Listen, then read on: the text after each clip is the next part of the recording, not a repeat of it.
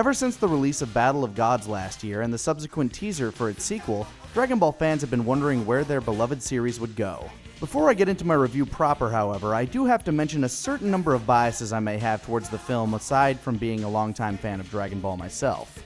First, many of the key members of TFS do have a friendly relationship with Chris Sabat, the ADR director of Dragon Ball Z, to the point of actually having a member of our team, Curtis Takahata 101 Arnott, actually being featured as a created character voice in Dragon Ball Xenoverse that some of you may find a little familiar. Second, both Scott Kaiserneko Frericks and myself, Nick Lanny-Pator Landis, have done work for Funimation, the company responsible for the English dub of Dragon Ball and the release of Resurrection F. And third, Kaiser is also featured in Resurrection F as a couple various voices. I will try not to let these biases get the better of my judgment, but there they are for you. Taking place 1 year after the series' previous entry, Battle of Gods, Resurrection F focuses on Frieza's attempts to get revenge on the remaining Saiyans for killing him after being revived by his remaining loyal soldiers. The film opens with the fate of the fearsome fighting F-Beast himself as he suffers in his own personal hell. If you know Toriyama, it's about what you'd expect, and it ain't hellfire and brimstone. This scene basically sets the entire mood for the film to follow. Don't get me wrong, the fighting in this movie is honestly some of the best you'll see in all of Dragon Ball Z, with Goku, Vegeta, Tien, Piccolo, Gohan, Krillin, Master Roshi, and series newcomer Jaco all getting in on the action against Frieza and his new legion of baddies. The animation is great, and the artwork and colors are bright and beautiful to behold.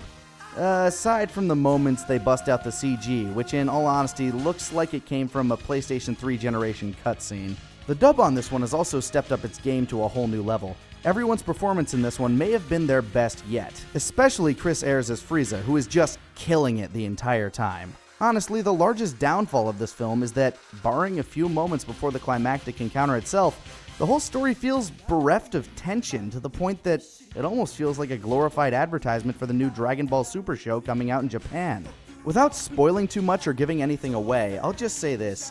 If you're looking forward to getting the same kind of chill up your spine as I did when I first saw Goku don the blonde hair and green eyes back on Namek for the first time, or when Gohan finally let himself go against Cell, you may walk away disappointed in that regard.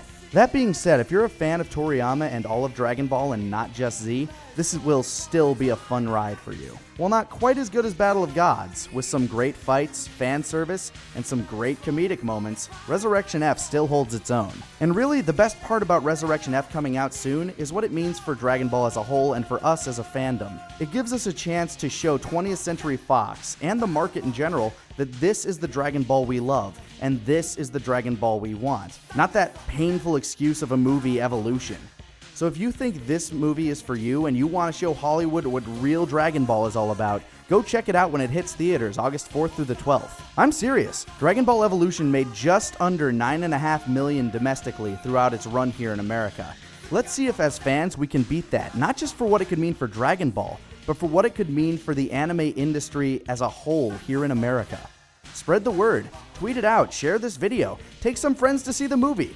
Together, we can go from evolution to revolution. And if you want to see it with some of us, feel free to hit up the 7 p.m. showing at the Richardson Alamo Draft House on August 4th. Kaiser, Kieran, and I would love to see you there. Until next time, this is Lanny Pator, and this has been a TFS movie review that sort of turned into an editorial. Catch you later, guys.